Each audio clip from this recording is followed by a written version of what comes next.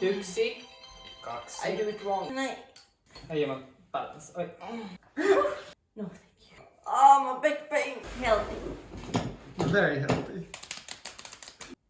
Oh my god! We're back!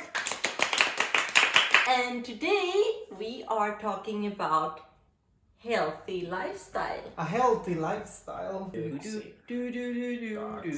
It's a very complex topic, I would say. It is, and it's very wide.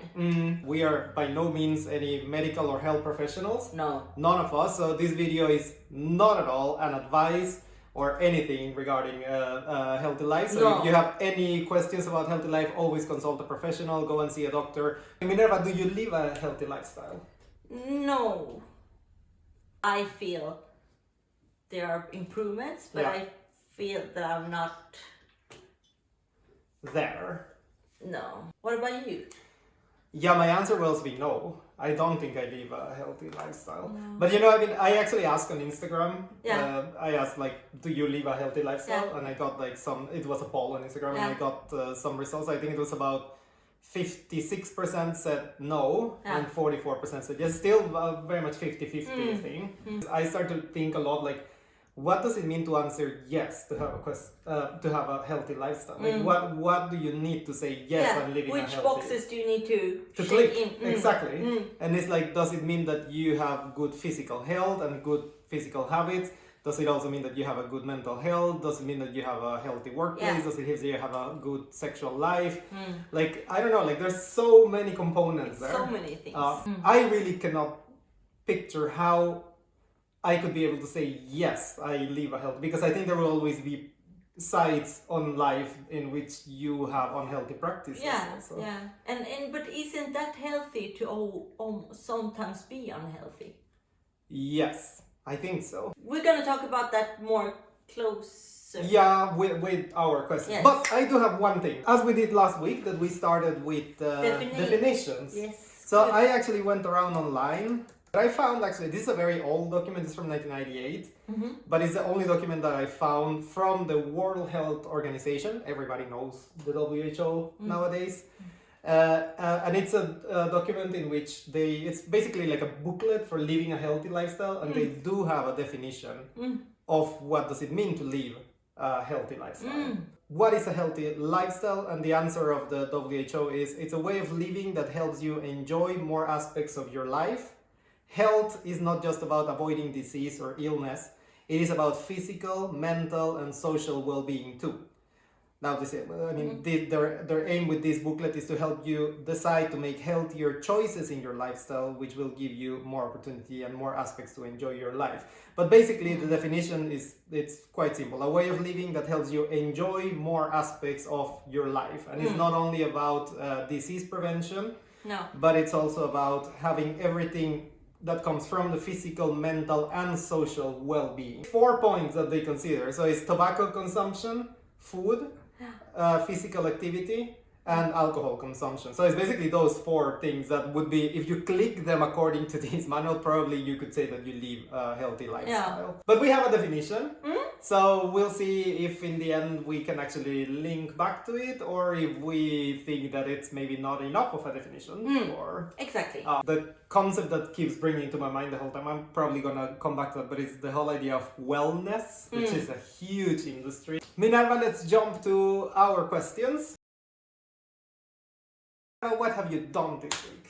I went for a walk yesterday. Ooh, physical activity. Physical activity. I didn't enjoy it. I was having such a tired and headache day yesterday. But was it like a power walk or more? No, like it was more like a medium power walk, like not slow walk, but like still trying to little bit move and get the sun and get the nature, and it's just like, without dog it feels like the most pointless. That I have always been like that I don't feel like any point of walking without a dog. Exactly. Because then I get happy seeing the dog happy, but when I use walk, I just like, I'm rastar my själv. It feels so stupid. It's a good description. As I said, you feel like you're walking yourself. Yeah. What did you do?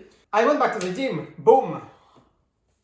Boom. Boom. I haven't Lifting weights and a little bit. I mean, I literally just started after 5 months of not going to the gym. So like the after, how you call that? Training pain. That I got the day. It was horrible, like the day after, because I really have been so inactive. But maybe I went back also because I knew that we were gonna talk about this. So I was like, okay, let's try to have a little bit of more of a healthy habit. Yeah. And I don't know. Also, I starting to think a lot about it, like, why am I here? Why am I at the gym? And to me, sadly, the answer was not to be healthy.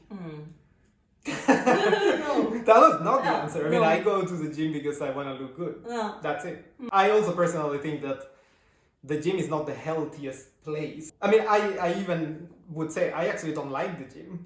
Because I think it's very sad that we have come up to a society in which the idea of being healthy is just being packed in a room with other 30 people that are sweaty. Where can I find that health motivation, if that is the case? I don't know if some of you that are watching, you go to the gym because specifically you want to be healthy, or do you share that you go to the gym because you want to look good? They're not opposites also. I mean, they're not but they can be opposites. Exactly. About that probably we can talk about with our questions. So why they could be opposites, and it might be very different being healthy and looking good. So what have you seen? It was just this meme that I will show now, and you can see it in the meantime.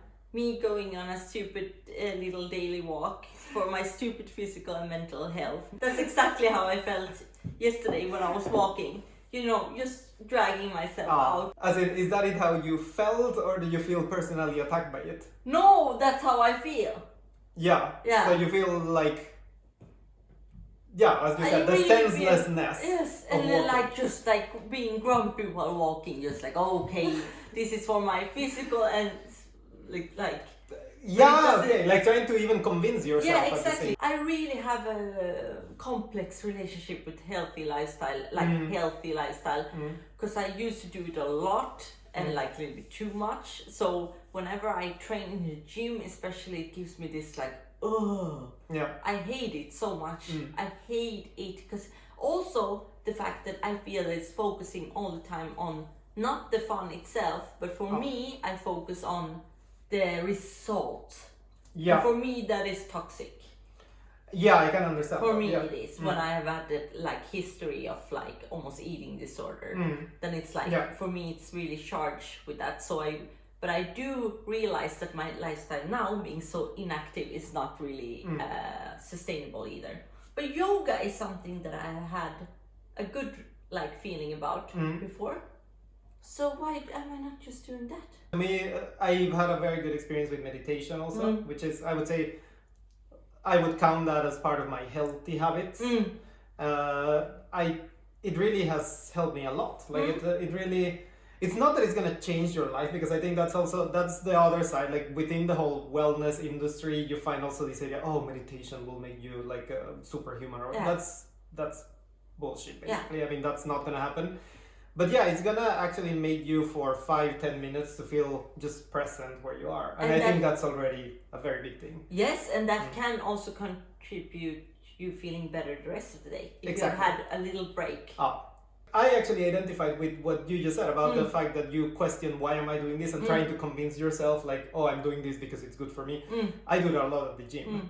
I mean, to me, it takes sometimes after I come back, it will take several weeks for me to just convince myself that this is something that is good for me. But for example, with meditation, I have never had that I had never tried to convince myself that it's a good thing. I think since I started doing it, it really felt like this is good for me. Yeah. It just feels like it's something you want to do. Exactly. Something you drawn to. And that's why I keep doing it, because it really brings you really present into the moment. What have you seen? I actually have seen a Netflix documentary that is called Unhealthy, I think would be the translation. Okay. If I'm wrong, can put the right name. It's a documentary where they have different episodes on different wellness practices. Was it American? Yeah. They talk about, for example, essential oils, using ayahuasca, intermittent fasting and other diets and so on, and they just explore different experiences of people through them, and some also opinions of like medical stuff and so on. It was fun to see also because there's a lot of practices that like I would never do also. But to me now, coming back to what we mentioned at the beginning, to me it has really been a lot about the whole wellness industry, because what they show is basically also a lot of different practices basically through which people are making a lot of money also. I mean, with the selling these oils, selling whatever it is that has to do with wellness. And I think it's also very telling how much this industry has been growing, and how many, like when you actually stop to think about it, it's really so much. For you to find the things that will make you more active, more energetic, get an energy boost, do this, do that, become faster, become everything. Like, and I think it really says a lot about our idea of healthy lifestyles. Exactly. Also. Because in my view, it has been linked more and more to a very clear idea of consuming more and more the whole time, which is like, I just mentioned runners. I want to become a runner. Well, you cannot just go out and run. No. You need the right shoes, the right pants, the right equipment. Yes. Your watch that is measuring whatever it has to measure. So there's a whole economy that surrounds anything that has to do with wellness. I do have a little bit of a problem with that, because I feel that it makes wellness and healthiness in general more complicated. I think a lot of people that really try to get into that, they get that there's already a sort of like wellness cultures that surround everything that you can do, and that it's like a big step to even come into that. Yeah. So like you really need to get the whole way into and buy all the things that you need to buy. So that's what I meant also with the gym. I mean, this is a very, I would say, particular thing of Sweden. Everybody does fitness stuff, and it's like I would say even it's a surprise when someone asks you like, oh, where do you train? And if you say like, oh, I don't train, exactly, that's the reaction. Yeah. Okay, a quick recap, because I asked you the question, do you live a healthy lifestyle? And you said no. Can you do a super quick recap of why you say you don't live a healthy lifestyle? The reason I'm not having a healthy lifestyle is because my diet is shit. I'm vegan, but that doesn't mean healthy, for sure. I eat a lot of processed. Oh, you agree with that? Absolutely. Yeah, because that was, I was gonna ask you that.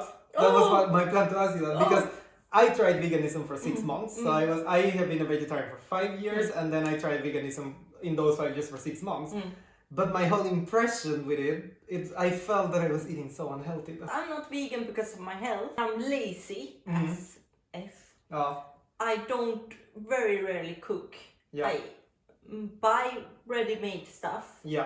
And I'm like that kind of person also, that if I don't have anything at home to eat, I just eat ice cream. But yeah, of course you can be super healthy as a vegan. It's quite easy. And I do know people that live a very healthy. If I would just make a little bit effort, I could be a very healthy. It requires a lot of time. Actually, not even, because like ready-made beans are super healthy. Beans and lentils, you can buy these frozen vegetables, and you can just make a wok out of it, and just like tomato sauce. But it's that is what I cook when I cook. I used to be super too healthy, that I cared super much, but the moment I turned vegan, I let go of that, which was nice for me, because that wasn't healthy for me to be like super conscious about what I eat and feeling anxious about it. So for me, it was a healthier choice to be an unhealthy vegan rather than being a healthy meat eater, because for me that wasn't healthy. So you would say the main answer to the question why you don't have a healthy lifestyle is because of your diet? The eating habits and inactiveness. Like these days I don't exercise at all. I do think I've become a lot better of taking care of my mental health. What about you? Why I want to say, well, I actually think some people might disagree with me at this one, but I do think that my eating is not a problem. I mean, I eat LCHF, basically LCHF in English, so a low calorie, high fat diet. I am very careful with the sort of fats that I eat, even if I do consume a lot of fat, but I mainly consume natural plant-based fat, which is like olive oil, olives, avocado, nuts. Lots of nuts. Lots of nuts. So I feel, also because it makes me feel good, like I feel very good with the way that I eat. I feel that it really helps me to feel fine. So at that level, at least at the level of the personal feeling of how you do things, my diet, I don't think it's the biggest issue. I think why I said I don't have a healthy lifestyle would be my sleeping habits are terrible. Oh, yes. Yeah, I sleep probably like 5-4 hours every night only, and without any specific schedule. So some days I might go to bed at midnight, some days I might go to bed at 4 a.m. It doesn't matter. It's like I have no schedule for sleeping. Second, I would say I do have an addiction to coffee that I don't know. Like some people say that it's fine, but like I do drink a lot of coffee. How much do you drink per day? Like 5, 6, 7 cups every day. And alcohol consumption, which I don't think necessarily it's a bad thing, even if some sources would disagree. I think, of course, consuming like 1 unit per day would still be fine. But I do think that sometimes I really go over the board. So, so in that case, then it is. I think it's part of my unhealthy habit. I love, like, the thing is, like, wine. I think I'm just fascinated by wine. I think the whole also wine culture and everything. It's, to me, it's such an important thing. And but I do think that it might have the downside that you might consume a bit more than what you should, according to most health advisors. But on the other hand, I can say part of my healthy habits, I already mentioned meditation is one. The other is water. I do drink a lot of water. Like a lot. Like I try to just remind myself to constantly drink water. That's really good. Minerva, what have you heard this week? I heard my friend telling me that I should look at training as I look at vacuum cleaning or cleaning my apartment. Something that needs to be done. Yeah. That don't think so much about it, just do it. Like, and that's like so true, but I haven't found what I really just should do. Like, I think you should also understand that there's a lot of different ways that you don't need to go to the gym also. No. So it's not a matter of it's not going about to the gym. It's You can also just go and take a walk. You can go and like just be, I don't know, active in different ways. Yeah, take or try a bit. But the only, absolutely, yes. Yeah, but it's, but I do think that, I don't know, it's a little bit, the positive side of going to the gym is that it can turn into a routine relatively quickly, and then you just do it like that.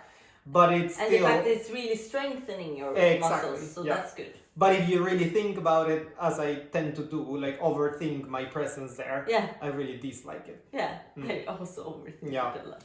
What have you heard? What have I heard this week? Yes. I think I just have to say something, which is I realized, as I told you, I went back to the gym this week. And I already also mentioned you that I do meditation. And something that I became very conscious about this week is the fact that how I link these things to music the whole time.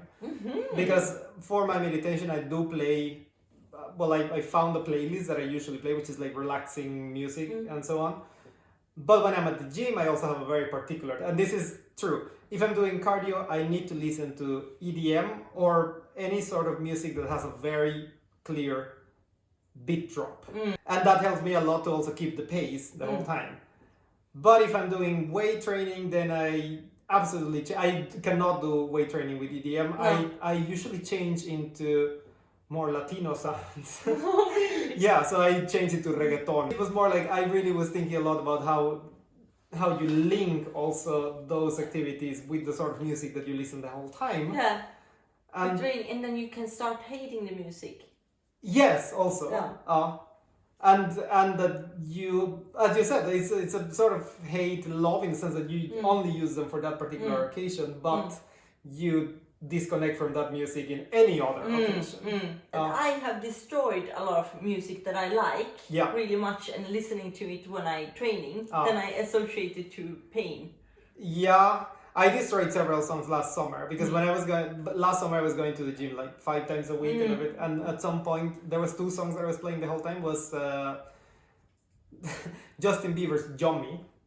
But I was at some point that is so nagged out song either way. I know, and so I was listening it on repeat the whole time at the gym. what have you read about living a healthy lifestyle? Hjärnstark by Anders Hansén. He actually talks about, the benefits for the brains of like exercising and how the brain are very Plastic, I would say, no? Not plastic. I think the term in English is plasticity of the brain. Exactly. And how you can like younger your brain and focus everything better if you. So that I'm trying to get motivation for therefore, like not like the health aspect, because that's not motivation enough, but at least for the brain and handling stress and everything. But it is like that also if you have been through a lot of stress and you have a higher tendency to have stress, exercising can, like what I've read from another book about after recovering from exhaustion, is that you can actually stress your body even more by like exercising if your body is already super stressed and then you try to work out, because it's adrenaline to. What is my point with this? Well, I'm just trying to find my balance now to, with small steps, starting to exercising more and finding the motivation that would be, because I know everyone knows it's good to move, but for me it's like I'm trying to get the motivation through the brain and the mental part. But I don't know, to me this sounds exactly as we were saying at the beginning, that there's different layers when it comes to healthiness. And I mean, you could be physically healthy but not necessarily mentally healthy or sexually healthy or like healthy at work, for example. Because something that I noticed when I was looking at this documentary about health or unhealthy practices in wellness and so on on Netflix, it's that so many people, they answer to why they do the things that they do is because they say, oh, it's because I want to become more effective at work, for example. I want to have more energy for work and so on. But to me, it was also like, okay, but if your work is constantly make you feel that you have to be more, I think you also maybe can stop and think like, is my work healthy? And that's so hard to do. Yeah, exactly. Because it's so easy to you work to perform or certain stuff. So it's hard to know what is 100%. That is the word, performance. Yes, exactly. That is the word. That what is my 100%, what is my, like, and do you always have to give 100% just because you can? Like prestation. Yeah, because prestation, like if you make give everything like every boss wants. What does that leave you afterwards? But I do feel that, at least from what I have seen also in that documentary, is like a lot of people always have that way of like saying like, oh, I'm doing this because I need to have like a stronger performance. And like I really think like if what you're doing is really constantly make you feel anxious because you cannot perform at the level that you think you should, it's good to look at yourself. But I also think you need to look at the structure in which you are. So if it is the fact that you are in a place in which the performance is never enough, I think you really need to rethink what you're doing. What have you read? Boom! I'm gonna actually keep talking about structures. So I've been reading 2 reports from our public health authority in Sweden, talking about Anders Tegnell. These are 2 reports that have been published in 2015, so they're a little bit dated also, but I think the conclusions anyhow still would apply today. And these are 2 publications that are linked particularly to the LGBTQ community. So it's 2 reports about, the first one is about gay and bisexual people health in Sweden, and the other is about the conditions for also health in general of trans people in Sweden. And in this case, I think, unfortunately, I cannot say that it's a positive reading of the general condition. I would say what they do is they do a comparison in between how heterosexual people experience health, and on one side gay and bisexual people, and then trans people relate to health. So unfortunately, the conclusions are not very good, but I do have to say, I mean, the good thing is that the government in Sweden and the authorities of public health are paying more and more attention also to these. Even the fact they have written a report about it exactly made me actually surprised that they even like have thought about that as a special like consideration. So, and the thing with this report, I think it will bring us back also to what we mentioned at the beginning, that living healthy is not only about prevention of disease, but it's actually about all the conditions that make you enjoy life. So this includes mental health, physical health, and social conditions also. So something that is very important in both of these reports is the fact that they do mention that both in the case of homosexual, bisexual, and in the case of trans people, they do experience a lot more discrimination than heterosexual people experience in general. So this also already conditions the way in which you experience yourself in the community. And of course, this has a really strong implication on how your health is in the end, because of course having a positive or let's say a good mental health is absolutely linked to your social background. Yeah, of course. So I mean, if you are in a situation in which you don't experience discrimination, where you don't experience violence, for example, or where you don't feel a constant distrust of the people that you meet, both in like normal day interactions or in like public services also, of course your mental health will be a lot better. So the findings in these reports is of course that gay, bisexual, and trans people in the other study, they experience a lot more discrimination than what heterosexual people do. Unfortunately, this is the same case when it comes to violence. So homosexual, bisexual, and trans people, they experience a lot more violence than heterosexual people. Particularly, this is the case for bisexual women and trans people. Why is bisexual women? I think,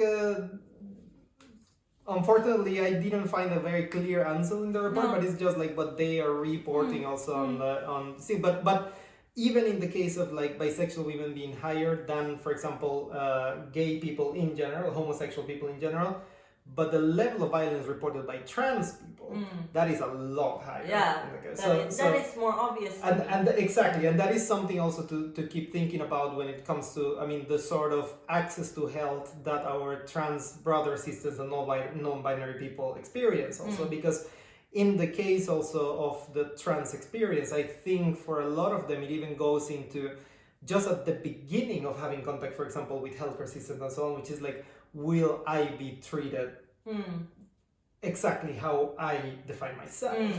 I think this is part of the experiences that are reported here and that are so important to understand that health is not only about disease, but is absolutely conditioned about the whole social structures that surround you as a human being the whole time. Something that is important is, they do mention a lot about the consumption of different substances, including snus, alcohol, drugs, in which in most of the cases, heterosexual people, they do consume less alcohol, less drugs, and less snus than gay and bisexual people. But these can be linked also, for example, to mental health, of course, which is something that I wanted to talk about. I don't want to do a whole summary of this, but I just wanted to get to the point of mental health, which is that the conclusion here is a considerably higher percentage of gay, bi, and trans people, they suffer from problems of mental health. Now, I do want to say something, which is a comparison that they make in these studies comparing the year 2005 to the year 2015. Yes, the level of health in general, how people feel about their health, has actually been going up. So there has been a positive development towards health in both straight and LGBTQ people.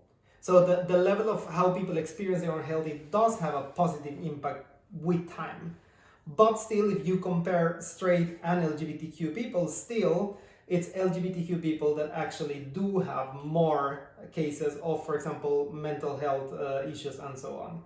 Now, is this a surprise? Unfortunately, I would say no. And that is the thing why I wanted to bring these reports into the video, because I do think that it really talks a lot about the fact that living a healthy lifestyle, it's not only a matter of you.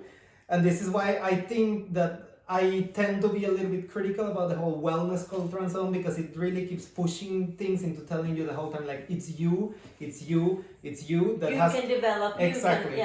You can make these changes, and yes, to a certain degree you can.